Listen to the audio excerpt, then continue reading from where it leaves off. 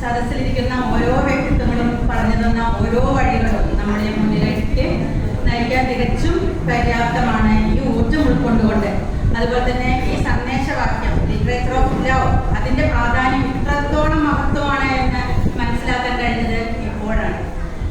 ഏതായാലും അവിചാരിതമായി കിട്ടിയ ഒരു സന്ദർഭം. ഞാൻ ഒരുപാട് പ്രാവശ്യം ഇങ്ങനെ വിചാരിച്ചു, എന്തെങ്കിലും ഒരു വാക്ക് പറയാൻ സാധിക്കുമോ, അവിടെ നിന്ന് കയറാൻ സാധിക്കുമോ എന്ന് ഒരുപാട് പ്രാവശ്യം വിചാരിച്ചു. പക്ഷേ ദൈവഹിതം പോലെ അതെങ്ങനെയോ ഇവിടെ സാധ്യമായതിൽ വളരെയധികം സന്തോഷം പങ്കിടാണ് നിങ്ങളുമായിട്ട്.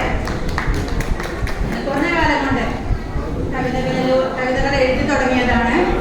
ഒരു 100-120ഓളം കവിതകൾ എഴുതിയിട്ടുണ്ട്. കവിതകളൊന്നും പറയാൻ പറ്റില്ല, പക്ഷെ അതിങ്ങനെ പലരും ഏറ്റെടുത്ത് ചൊല്ലുമ്പോൾ അതുപോലെ തന്നെ ഇതിലെ അംഗങ്ങളൊക്കെ അതിനെ ഉൾക്കൊള്ളുമ്പോഴൊക്കെയാണ് ഒരു ഊർജം ശരിക്കും സാധിക്കുന്നത്. എങ്ങനെയെങ്കിലും റഷി സാറിന്റെ സഹായത്തോടു കൂടി എന്റെ കൃതികൾക്ക് വെളിച്ചം കാണാൻ സാധിക്കുമോ സാറേ?